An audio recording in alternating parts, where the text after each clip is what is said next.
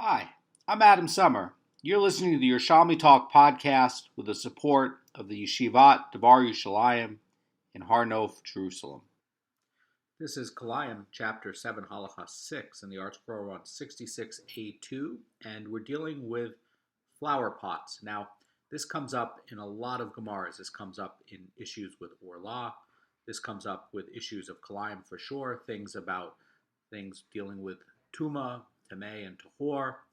And the idea is going to basically be, if you have a flower pot with a hole, does that count where it's going to be connected to the ground?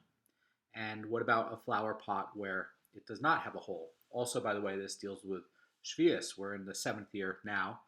And that's also going to be a case where if you have a clay pot that either the roots can break through at some point, even if it doesn't have a hole in it, and it can touch the actual terra firma earth, then that is going to have Shvius issues. Now, if it has a hole in it, and maybe it's like a plastic pot, then the roots can theoretically go and touch and draw nutrition and nourishment from the soil. That is going to also make it for Shvius. But if you have it where you have a closed plastic pot where the roots can never crack through the pottery, and it doesn't actually draw nourishment from the ground at all, then that's not going to be. Now, the same issue is going to deal over here with Kilayim. The Mishnah starts off and says that planting grain in a perforated pot is going to affect a prohibition in a vineyard. In other words, that it is going to make the grain, and also, by the way, the grapevines prohibited. In other words, if you put this flower pot with a hole in there, next to a vineyard, and you put, for whatever reason, wheat there, not only you're going to forbid the grapevines, but you're also going to have this pot with the wheat in there to be forbidden as well. The Mishnah continues and says, but planting grain in an unperforated flower pot does not affect prohibition in a vineyard. Again, that does not connect or draw nutrition from the ground. And so if you put the grain in the unperforated pot, it does not affect the prohibition of a vineyard.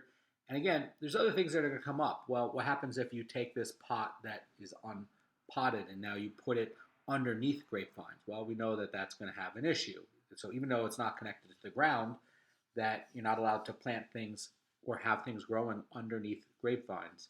So that would be a case where, even though it was unperforated and certainly not connected to the ground, since you have a portable flower pot, you can move it, you can put it into positions where you can affect prohibitions, but just by itself, where if you have it where it is unperforated, it can be a case where, really what we're dealing with is where, says Rashi in Gittin 7b, that the distinction between the perforated and unperforated flower pot is going to deal with wooden pots, not earthenware ones, although the Yerushalmi disagrees with that. And the earthenware one, says Rashi, is essentially the same material as earth, and plant can draw nourishment through a layer of earthenware from the ground below. In the opinion of the Yerushalmi, the idea is that the roots can actually start to break up the clay, so it's a little bit different. But he's saying that wood, certainly plastic, by contrast, would act as a barrier between the plant and the earth, and that the plant can't draw nourishment. So if you have a plant in a wooden pot, it's going to be considered to be attached to the ground only if it is perforated. And the Rambam is saying that plants in wooden pots are always considered attached to the ground, and so that's the opposite. And he's saying because wood absorbs moisture more readily than earthenware. And so there's a distinction between the perforated and unperforated flower pot, and that's going to apply regardless of whether the pot is going to be earthenware or wood. Now, there's going to be a maloket over here. Rabbi Shimon says that planting grain in this kind of pot and planting grain in that type of pot, in other words, whether it's going to have a hole in it or not, is merely a forbidden act that does not affect prohibition. In other words, he's saying that you're not allowed to go do it. But if you did it, did you forbid the grapevines or the grain? No. And by the way, he's saying that whether it's going to be in a perforated pot or not, even if it's going to draw nutrition or moisture.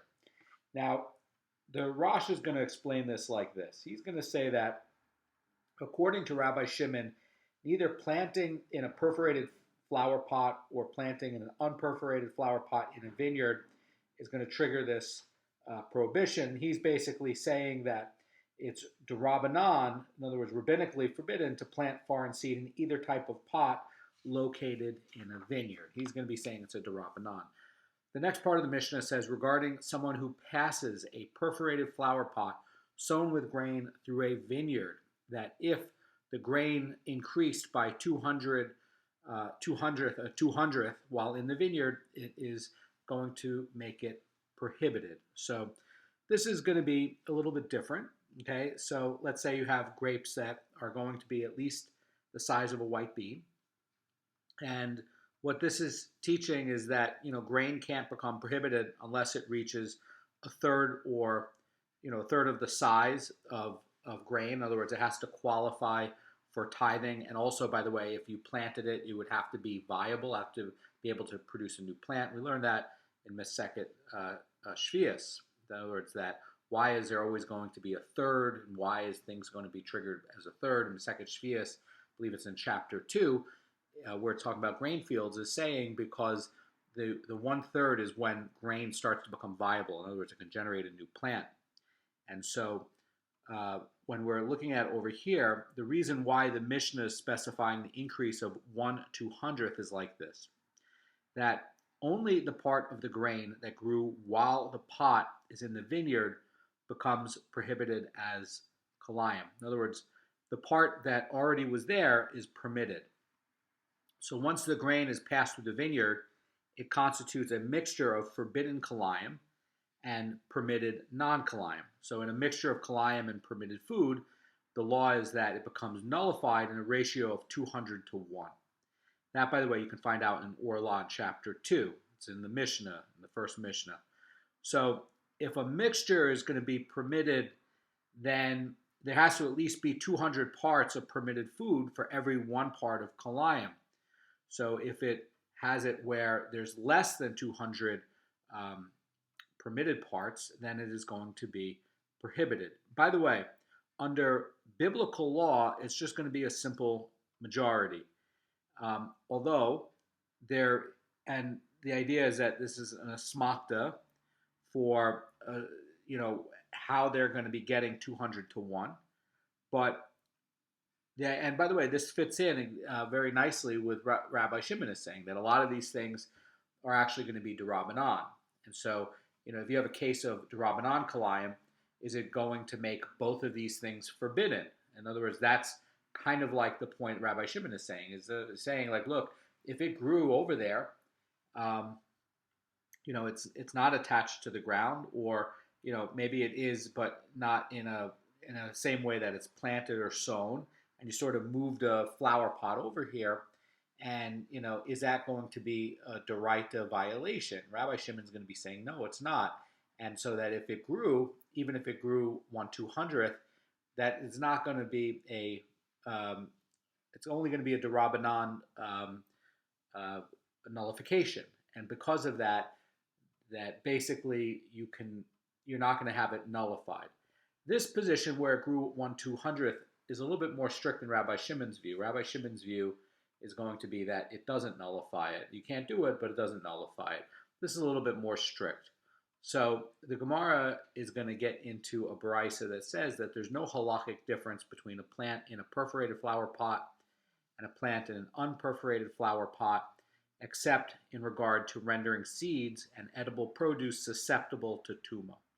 In other words, this brisa is saying that in most areas of law, that plants in either type of pot are going to be considered detached from the ground.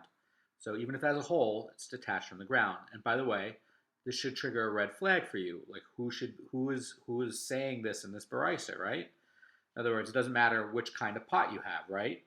So if you have a plant in a perforated flower pot, and it looks like it's attached with respect to the law of like being able to catch, tuma susceptibility, the rule is that if a plant becomes susceptible to tuma through becoming moist, that by the way is an uktzin, then only after it's been detached from the ground can it get tuma. So the idea is that this Tana is holding that although a plant in a perforated flower pot is generally considered detached from the ground, it is attached with respect to tuma.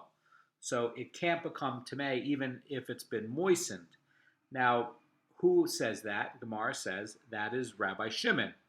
And why? Because as we saw before in the Mishnah, he's not differentiating between a perforated and unperforated flower pot. In other words, the only exception that he's saying here is with regards to tuma susceptibility, and that's it. Now, that's not going to be the halacha l'maisa or the way that the rabbis interpret it. The Gemara says, according to the rabbis, there are others, like in other words, other halachic differences between two types of pots. In other words, perforated and unperforated. And so the rabbis are basically holding, says Marafulda, that plants grown in a perforated flower pot are always considered attached to the ground, while plants in unperforated pots are always considered detached. And again, that's going to trigger for all sorts of other laws, like orla, like shvius, like things about drawing nutrition for Beurim. Let's say you have a potted plant that's going to be like a pomegranate plant, and it's a perforated pot, and it's on your neighbor's property. Is that going to be valid if it grows fruit for Beurim? Well, it's going to be drawing nutrition from land that's not your property. That's going to be an issue. What about things of tuma? We know that when things are attached to the ground, we know this for Masechet Sukkot for the shkach, right?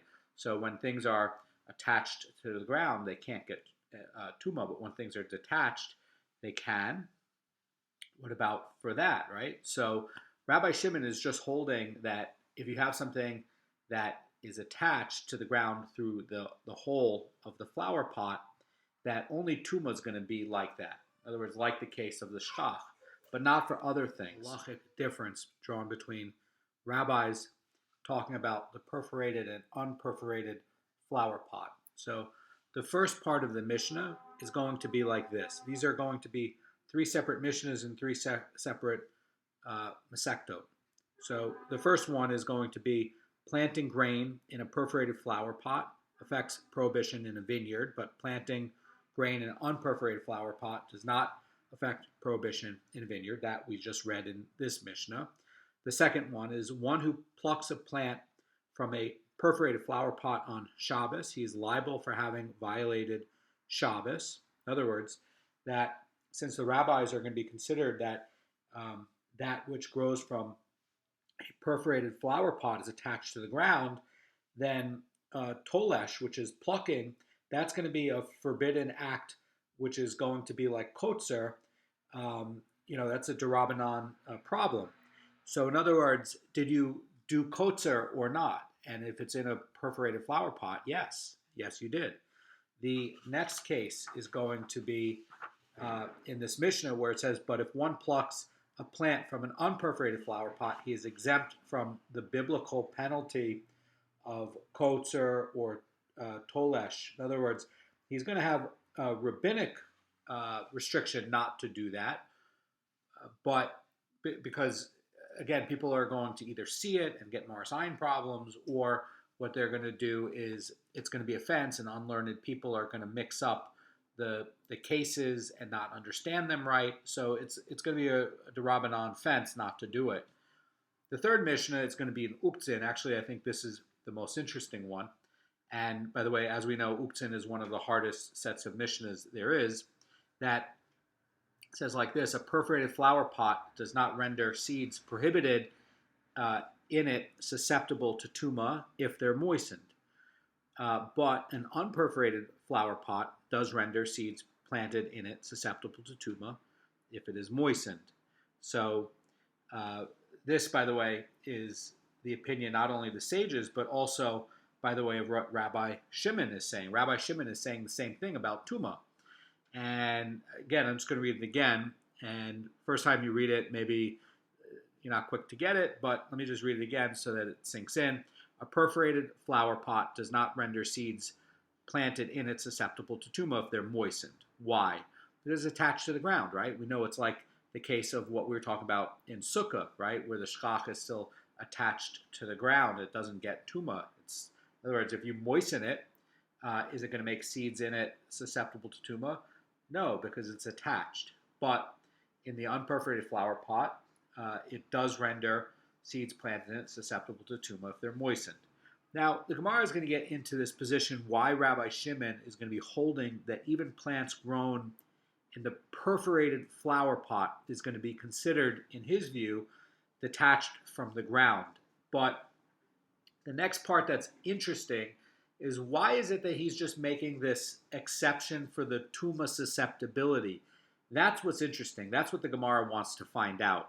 Rabbi Yossi made the following statement without attribution, but Rabbi Hanina received it as a tradition in the name of Rabbi Shmuel Bar Yitzchak, that the Torah expanded the tahara of seeds to include even those in perforated flower pots. In other words, that not only does a plant directly attached to the ground remain immune from tuma after it becomes moist, but so does one in a perforated flower pot. Now, what is the scriptural basis for this leniency? The Gemara says, and if part of their carcasses should fall on any sown seed that is sown, it is tahor. So where is this from? This is coming from Vayikra 11:37, and the idea is like, what happens if you sowed seed there in the ground, and what that's teaching is that produce can't become rendered susceptible to tuma. So if produce is still attached to the ground and a dead sheretz actually dies on it, we know that the sheretz is one of the 8 species that can make things tameh. This is still going to be tahor. Why? Because it is still attached to the ground. And so how he's looking at this is that produce growing in a perforated flower pot can't become tameh even after it's been moistened. That's the idea. So the Gemara is going to look at another brisa that's going to look at the produce of the unperforated flower pot. And there's a brisa that teaches that in an unperforated flowering flower pot, its tithing obligation is from a rabbinic law, and its truma does not create a forbidden mixture, and a non-Kohen is not liable to pay a fifth on account of eating it inadvertently. So a non-Kohen, by the way, who eats truma accidentally has to repay what he ate plus a fifth of the payment, and it's going to end up being, by the way, a quarter of the principal. And the law in Vayikra 12:14, where it says, and if a man will eat truma inadvertently, he will add its fifth to it, and he will pay the holy to the Kohen.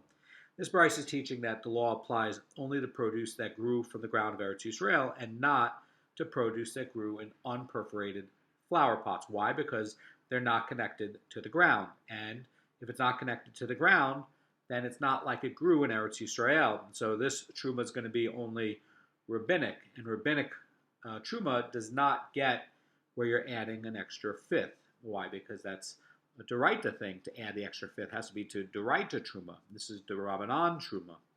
Now, the Gemara is going to ask a series of questions about produce in unperforated flower pots. And Rabbi Yossi asked and said, what is the law with respect to reciting on its bread the blessing where it says, blessed are you and the one who brings forth bread from the earth? In other words, you're growing grain in an unperforated flower pot and you made it into flour and you're baking bread. What's the bracha going to be? I mean, can you really say that it grew from the earth? So the Gemara doesn't answer it. So there's another question. Rabbi Yonah asks like this, that if you have a gourd vine growing in an unperforated flower pot, so that's going to be considered detached from the ground in regard to covering a sukkah with it.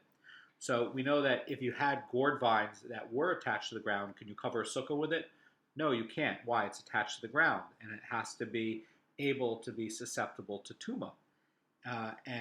Since it's attached to the ground, it's going to be not susceptible to tuma because it's attached to the ground. We learned that from the Torah. In other words, that even if you have grain and the sheretz dying on top of it, it's attached to the ground.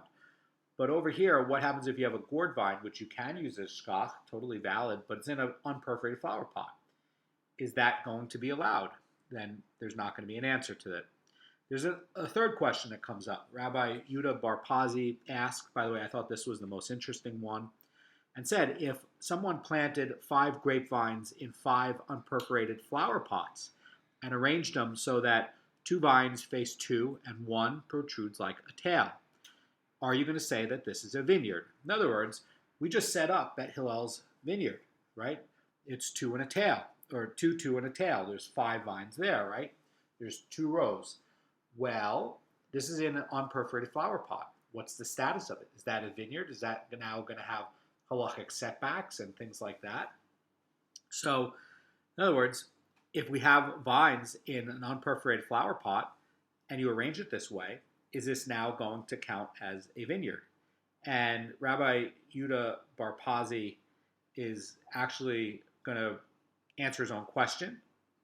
And it's going to say that if he subsequently changed the arrangement so that the vines are no longer configured as a vineyard, what is the law? In other words, he's continuing and he's saying, okay, now I made Bet Hillel's vineyard, and now I rearranged them now into Bet Shammai's vineyard, right? I just moved them around. Now they're 5 in a row.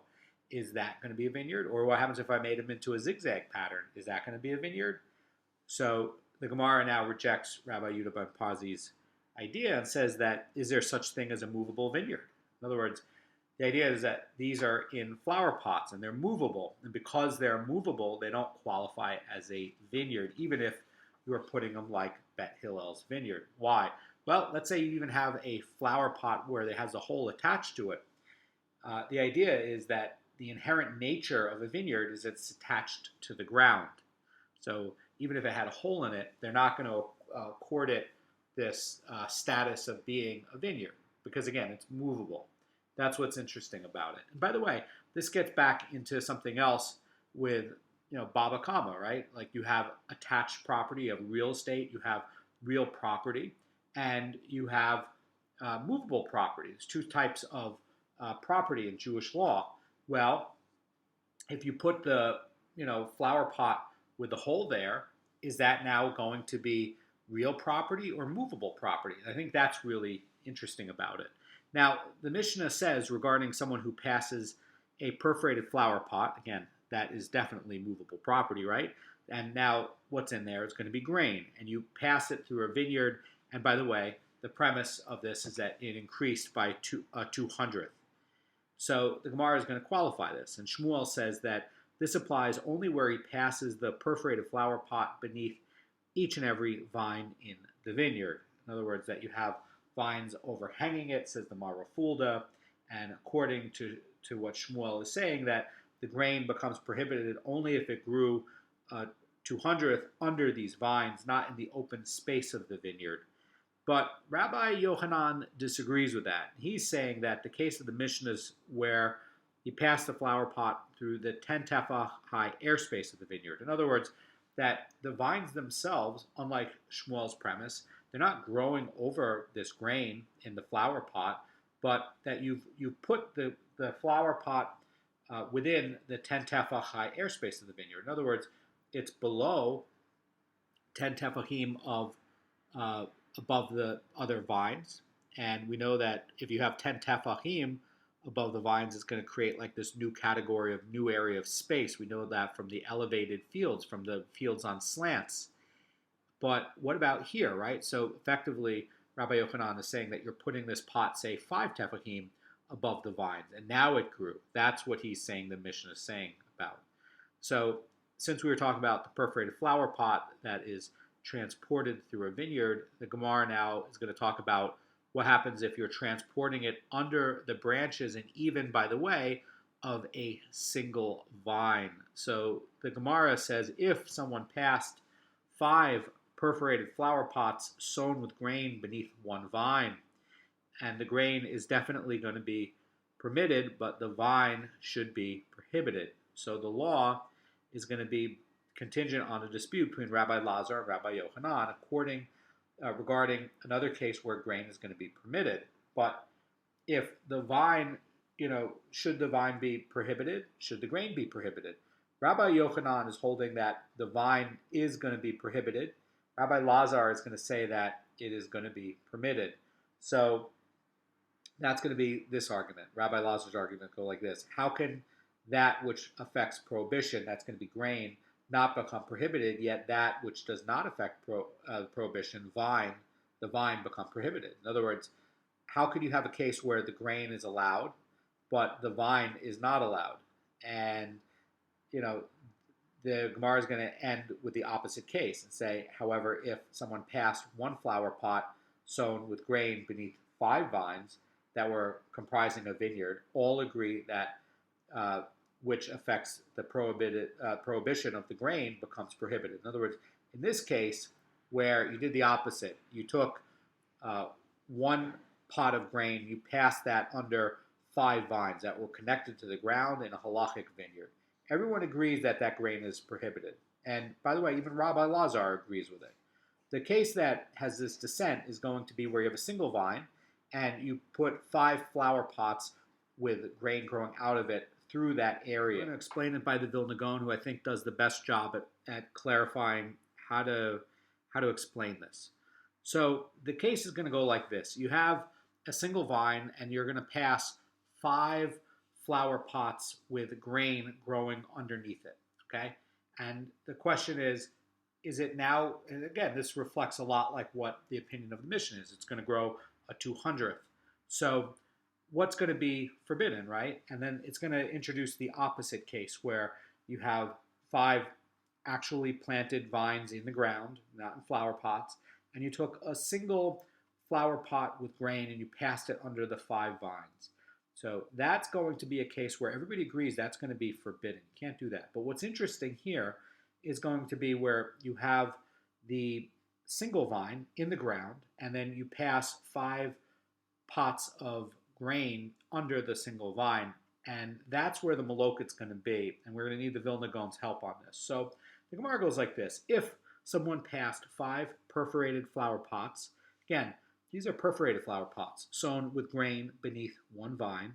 The grain is definitely permitted, but the vine should be prohibited. So the law is going to be based on a dispute between Rabbi Lazar and Rabbi Yochanan, and that's going to deal with whether the grain is going to be permitted, but the vine should be prohibited. Now, in this debate, Rabbi Yochanan is going to hold that the vine is prohibited. Rabbi Lazar is going to be saying that the vine is permitted. And he's going to be using the following argument. He's going to say, how can that which affects prohibition, that's going to be the grain in the pot, not become prohibited, yet that which does not affect prohibition, the vine, become prohibited? In other words, Rabbi Lazar's point is, since the grain becomes permitted, despite the fact that it renders something else prohibited, even by the way, according to Rabbi Yochanan, then the vine, which does not render anything prohibited, should certainly remain permitted. In other words, the vine should always be fine if you go ahead and you do that. Now, that's very, very surprising. And again, that starts to look a lot like Rabbi Yossi and Rabbi Shimon's rule that you can't render prohibited that which is, belonging to someone else. Now, perhaps you own both things here, right? But the Gemara has the opposite case in the end. It says, however, if someone passes 1 flower pot sown with grain beneath 5 vines that were an actual halachic vineyard, everyone agrees that that which affects prohibition, in other words, the grain, in other words, you move the grain through it, that's what you did wrong, that was what was prohibited, becomes prohibited. And so in this case, when the grain is passed under the vines of the vineyard, as opposed to what we just did with the single solitary vine, then the prohibition extends to the grain as well. In the other case, if you went and you did this, you made the vine prohibited. In this case, everybody's agreeing, and there's no malokit between Rabbi Lazar and Rabbi Yochanan, that the grain is going to be prohibited, and actually both components are prohibited. You made the grain prohibited, you made the vine prohibited, everybody agrees with that. But what's interesting is what happened with the single vine that, they're saying that there's a malokit on it. So the Vilna Gaon is going to explain it like this. He's going to say that Rabbi Lazar agrees with Rabbi Yochanan that the grain can become prohibited even if the vine does not. But the disagreement is whether the vine can become prohibited without the grain. And given that literally 5 perforated flower pots sown with grain were passed one after the other under a single grapevine, if the grapes increase a 200th in a state of Kilayim, whereas the grain in each flower pot being under the vine is going to only be 1/5 of the time, he's saying that it did not get a chance to increase 200th in a state of Kilayim. In other words, the Vilna's explanation is that while the vine was increasing at a 200th because it was stationary, you divided up the amount of time that the flower pots were under there. So it didn't increase by a 200th for the flower pot of grain. It only increased a 1/5 of a 200th. And so while the vine grew a 200th in a state of Kilayim, the flower pot only grew a 1/5 of it. Why? Because you're moving it 5 times. And so that's the genius of the Vilna Goan. In other words, that the grapes are the ones that increased a 200th in a state of Kilayim, but the grain only grew a 1/5 of that. And so the Gemara is stating the law where the vine is going to be contingent on this dispute with Rabbi Yochanan and Rabbi Lazar, and Rabbi Lazar is going to maintain that a vine can become prohibited without the grain, and the grapes, which grew 200th, become prohibited. And why? Because the grain didn't grow a 200th. It grew a 1/5 of that. Why? Because when was it Kilayim? When it was underneath the vine. And so it didn't get a chance to grow a 200th. Now, if you had one pot and one vine, and both grew a 200th, certainly both are going to be prohibited. That's the genius of the explanation of the Vilna Goan. And I want to encourage you to continue, and we're getting into Chapter 8. There's a lot of exciting things with Chapter 8, and it's going to deal with different types of Kilayim, beginning with Kilayim. Have a great day.